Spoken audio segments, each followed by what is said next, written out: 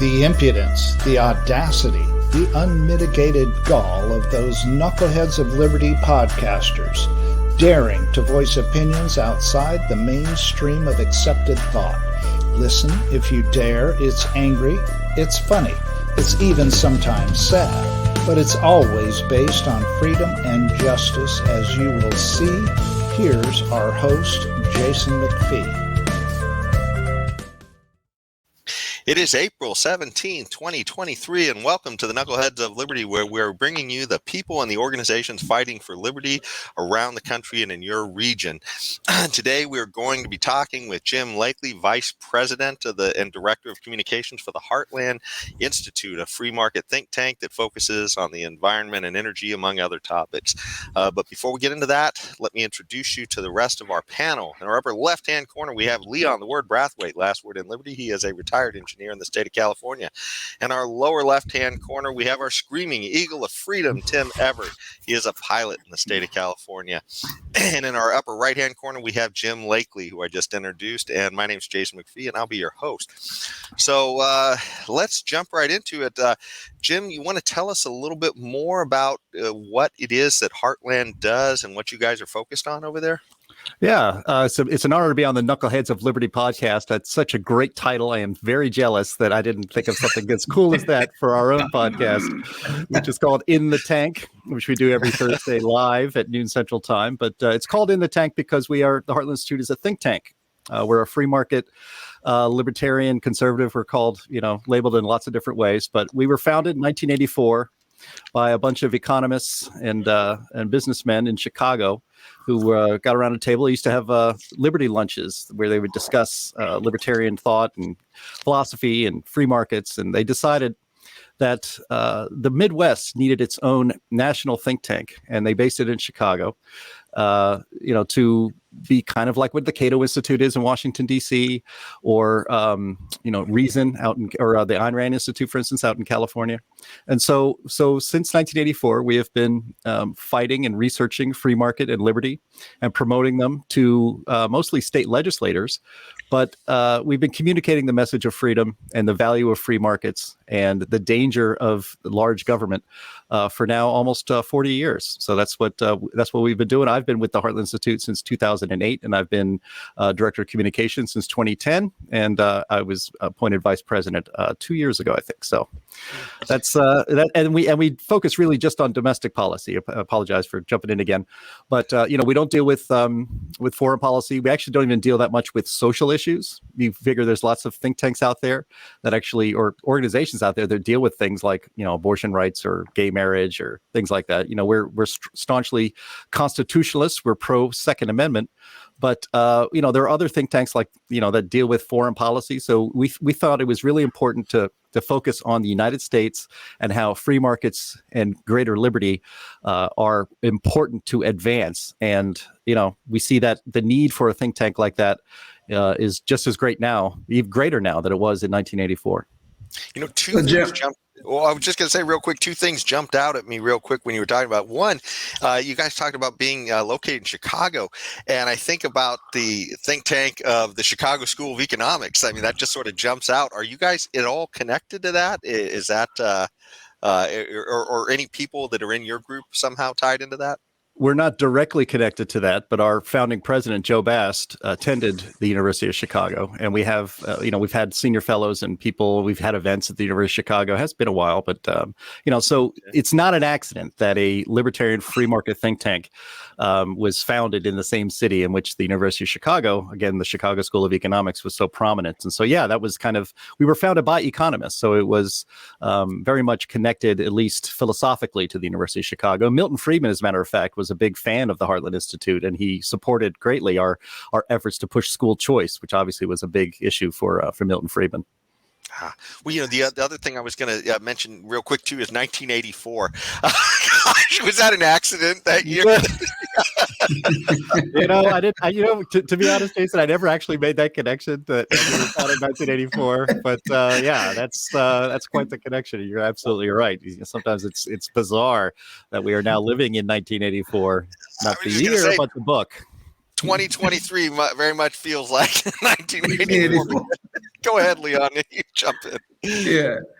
So, Jim, you spoke about the Heartland Institute and its philosophy of free markets and about believing in liberty and freedom and all these sort of things. Do you believe, or does the Heartland Institute believe that as a country, are we moving towards greater freedoms, greater liberties, or are we moving to less of those things? I think it's obvious, and I think all three of you gents would agree that we were moving toward less individual liberty and less freedom in this country. I mean, people talk about, it'd be nice if we, free market capitalism, there's problems with it. And I would respond, well, it'd be great if we actually gave it a try.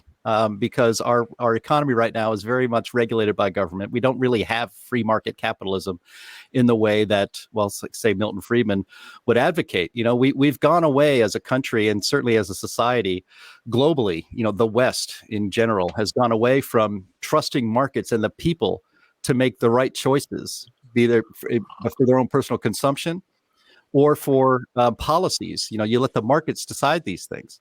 It's become less so that way. And so, like I said, we don't really have free market economics or free market capitalism practiced really anywhere in the world. I mean, our own markets here, just on energy, for instance, which is something that the Heartland Institute is very sharply focused on. We don't have energy markets that are regular.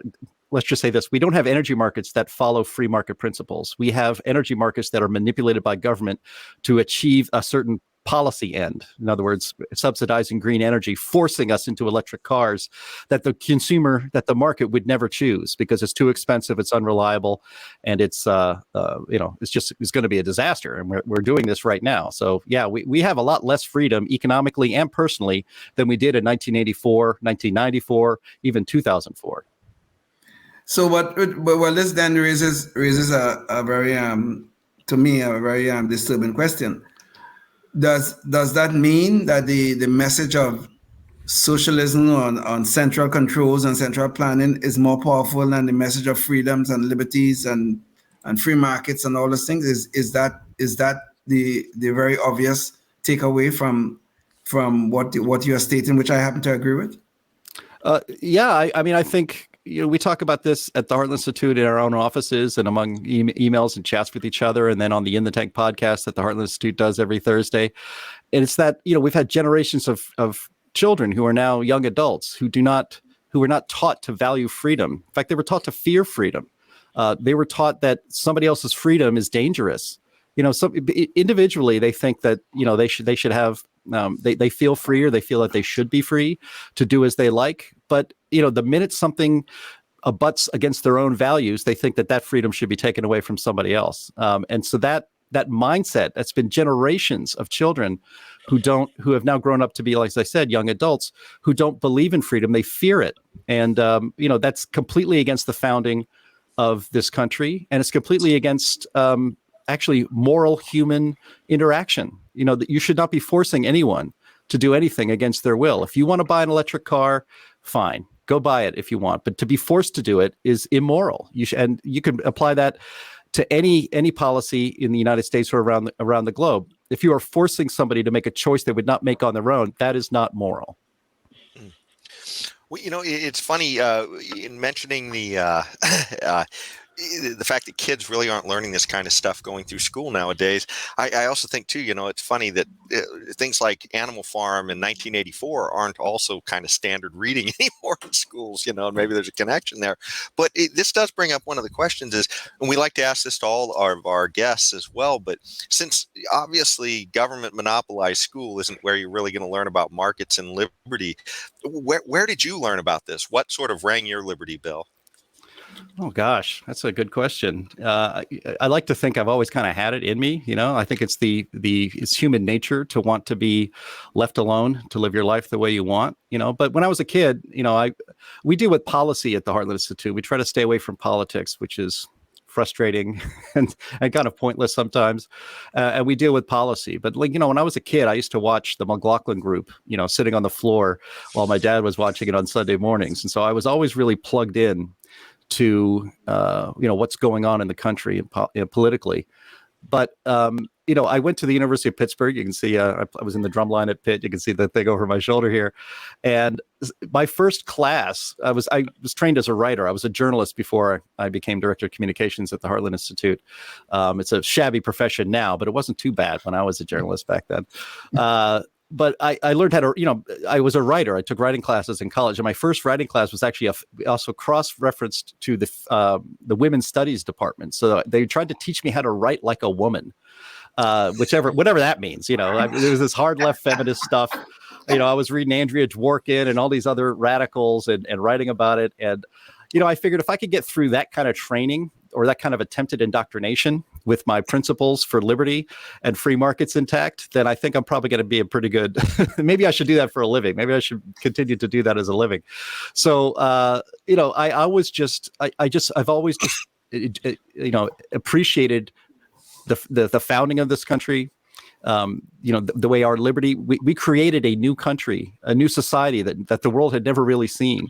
And of course, the founding fathers were inspired by, the best ideals of ancient Greek society, in which, the whole idea of the autonomy of the individual, and that an individual's rights are paramount. And that if the government is infringing on your rights, that is a society that is going to inevitably tumble toward totalitarianism, and that's what we're seeing now. And so, I've just always wanted to live my life the way I want to live it, and I've just internalized those feelings, and it's been a lens looking at the outside world and being troubled by what you see. Again, as I said, there's been generations of kids brought up to not think that way at all. They think collectively. They think that people's feelings and hurting someone's feelings is a sin of some sort. It's like, just let it roll off your back and move on with your life. As long as I'm not physically harming you or stealing anything from you, you should leave me alone to live the life the way I want. And the trouble with our society now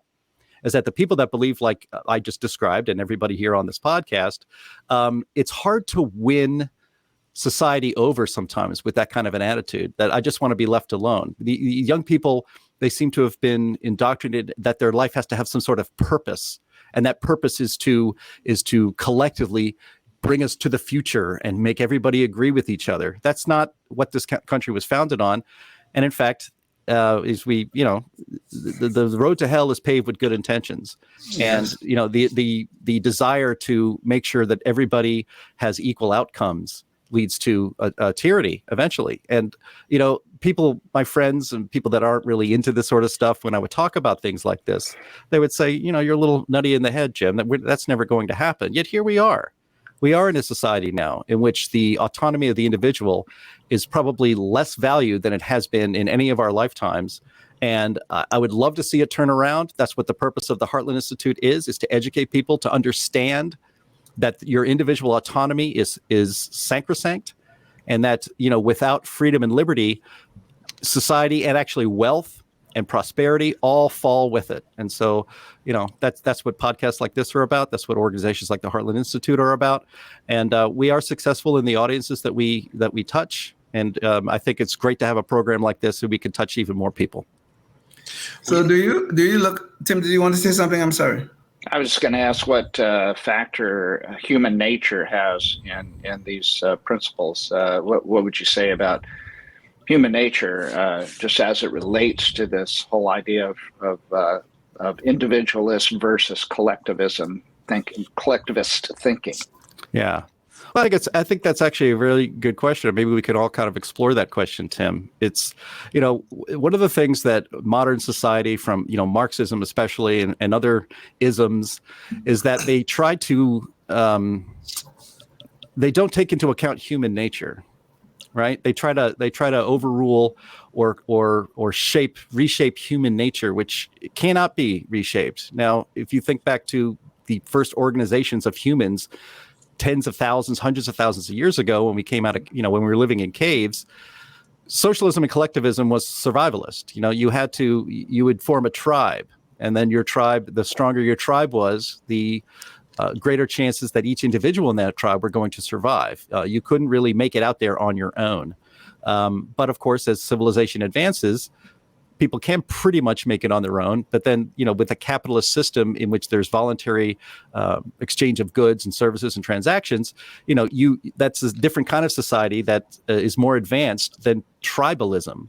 But now it seems that we are trying to impose tribalism back upon modern society. That your tribe is the color of your skin. Your tribe is your sexual identity, and so the leftist, the Marxist, is reinstituting tribalism to divide us from each other and to get us away from the idea that the collective good, in a generic sense, is advanced when individuals are pursuing their own well-being. That capitalism isn't evil because people make money. People make money in capitalism because they're providing goods and services that are needed and wanted by other people. And so, so again, we're moving toward this kind of tribalism that is destroying the most successful way humans have been organized in human history, which is what we experienced in the West, not certainly in the East, not in the Soviet Union, but in the West in the 20th century. It created capitalism pulled more people out of poverty than any program or any intent to bring people out of poverty. Just the free market created so much wealth and pulled people out of poverty. And now with energy policy, we are imposing upon Africa and other emerging economies green energy that will not work. It will never pull them out of poverty. So, it's the ultimate pulling up the ladder behind you after the West has made itself wealthy, healthy, and a lot fewer people in poverty. We are sentencing the people that live in these emerging economies, what we used to call the third world, to perpetual poverty based on our virtue signaling and the myth that carbon dioxide by humans is causing a climate catastrophe, and we're all going to die unless we stop. But Jim, that was a good one. That's very good. I really like that. But I would like what role? Now, what I think is happening is this intersection between journalism and activism, where the media, essentially the mainstream media in particular, is taken aside. What role do you think the media is playing in disseminating this misinformation about the central planners, where the central planners can fix everything for us? What role do you think the media is playing in this? They're playing a propagandist role, and they're doing very well at it, to our chagrin. Heartland Institute is known globally for our work pushing back against climate alarmism. We work with scientists from around the world. We just had our 15th International Conference on Climate Change in February in Orlando, Florida. That was a great success, and it brought people from around the world to talk about the real data and not the propaganda that humans are causing a climate crisis. We're countering it with science and logic and reason. The media is really good at emotionally manipulating the masses into thinking that, they don't think, to feel that a climate catastrophe is nigh, and we have to do something, and that doing something is destroying our society, really. But by the time these people realize it, when their lights go out and their heat is gone, it's going to be way too late. It will be so far down the road that misery will. That's the one thing that will be collective: misery. Except for the elites, of course, they'll be fine.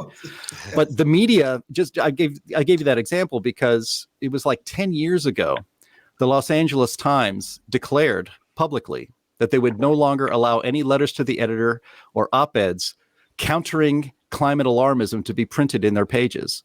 The BBC has a climate disinformation correspondent. Several of our corporate media outlets have climate misinformation reporters. And so their entire job is to propagandize the people with leftist ideology. It's not to report news. That's why it's such a shabby profession now. I wasn't a propagandist when I was working for the newspapers I worked for back in the early aughts, the early 2000s. I was reporting news from both sides, and I was letting the readers make up their own minds. Now our modern media, our corrupt corporate media, as I like to refer them to, their job is to indoctrinate for the state. Both in the United States, but especially around the world.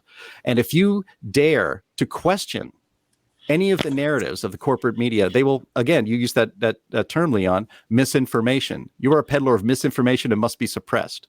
Or even worse, you're peddling disinformation, which is purposely lying, just for asking questions, just for presenting, for instance, climate data that shows that, for instance, hurricanes are not getting more frequent and stronger, despite all the promises that that's what's going to happen if we kept driving our SUVs. If you present that information on a chart that's from NOAA, you will be labeled as peddling misinformation about the climate. You will never be able to get something like that printed in the Los Angeles Times or at NPR or at the BBC. So the media is actually perpetuating our accelerating march to statism globally right now. It's funny. I mean, we saw a big parallel with this with COVID as well. I mean, a lot of similar thinking where, they drum together a narrative really fast. And then suddenly, if you were outside the narrative, we saw real efforts to, I guess, generate that ministry of truth, I guess, to make sure that we could essentially just make sure there was one narrative, and it's a changing narrative, whatever the whatever the administration wants at the time. So, well, you just screwed over your own podcast by saying the magic word COVID, Jason. I was trying to avoid it, but you just stepped in it, buddy.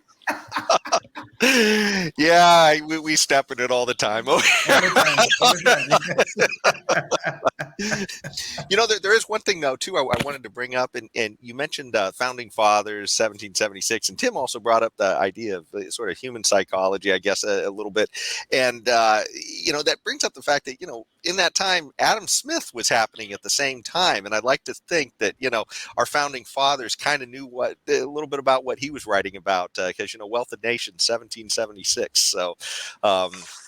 But they absolutely knew about Adam Smith, and we're incorporating his ideas into the society they were trying to build, because that's the bedrock of freedom, is free market capitalism and limited government. I mean, you think about the limited government of checks and balances that our founding fathers set up for us, and that famous quote by or maybe it's apocryphal, but a woman asked Benjamin Franklin, what have you created? And he says, a republic if you can keep it.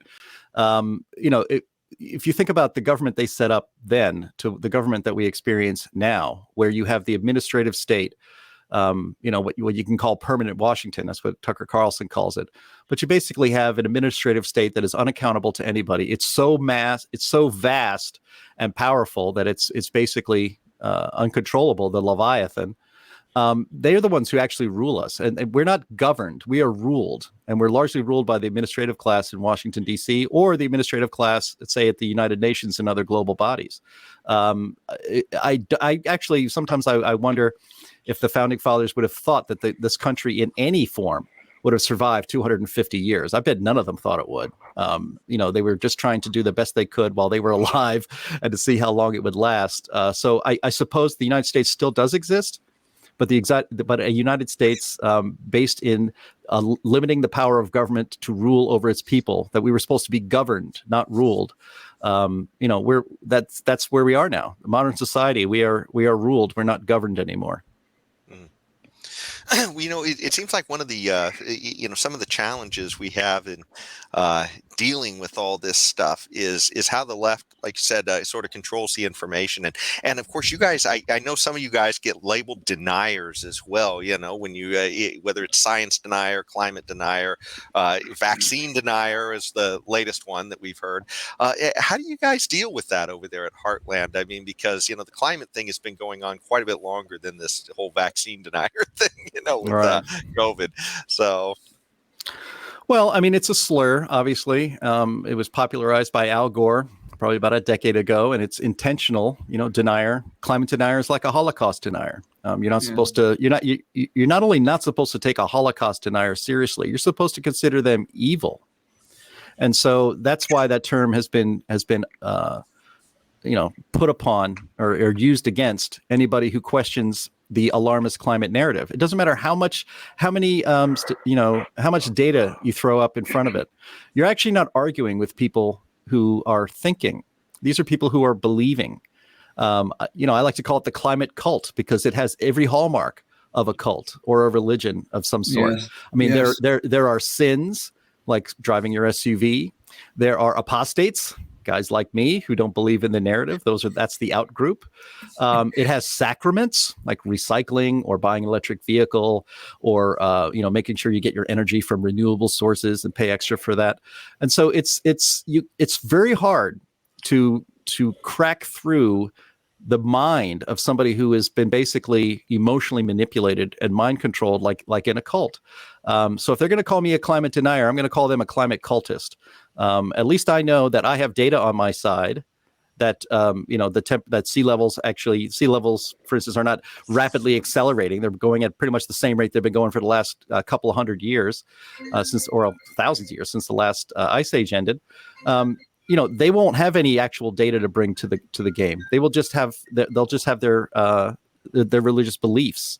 And so, this is where we really are on not just climate, but a lot of issues. It's, we are libertarians. We value logic. We want to be convinced. Don't force me, persuade me. And so, they have a belief system. We have a data-based logic system that our minds could be changed if the data changes, or if the logic behind something is a little bit more compelling. Our minds can be changed because we're thinking. We're not thinking, and we're not just believing and emoting about these issues the way, frankly, the alarmist side, the climate cultists are. So it's as if we're talking past each other, and I think that's true. But you have to keep trying, because going down the path, this religious zealot path on climate, is going to lead us to economic ruin, and it's going to take all of our freedoms away. It's really the ground zero, in my opinion, of the liberty fight is climate. I'm still waiting for my climate cultist friends that live in Sacramento to turn their air conditioners off during the summer, but so far, they choose comfort over their sacrifice on the altar of climate change. I don't know why. Well, it definitely sounds like this is the challenge. And by the way, our invisible hand, James, can you bring up the Heartland's webpage? We forgot to bring that up earlier on. So this is the webpage that they have out there. And Jim, are there any last things you'd like to leave the audience with here? Any last thoughts before we wrap up the show? Yeah, I would encourage people to check out heartland.org. We just redesigned the website a couple of months ago, so it should be easier to navigate and find things. We have podcasts we put out almost every day. Our flagship podcast is called In the Tank. We broadcast it live on YouTube every Thursday at noon Central Time. We actually have a second show called Climate Change Roundtable that we do every Friday on YouTube at noon Central Time. And this is where you can find a lot of great information about liberty and freedom, but especially, like I said, we're known globally for our work pushing back against climate alarmism, and so Heartland.org can be a clearinghouse for you to get the real information, real facts, real data that the mainstream media, the corporate media, is just not given to you. Well, thanks so much for joining us today, Jim. And we're going to have, for our audience, we're going to have Jim back on another show to talk about some other, a little bit of a deeper dive on a few other issues. But again, thanks everybody for joining us today. And until the next time, stay tuned and stay free.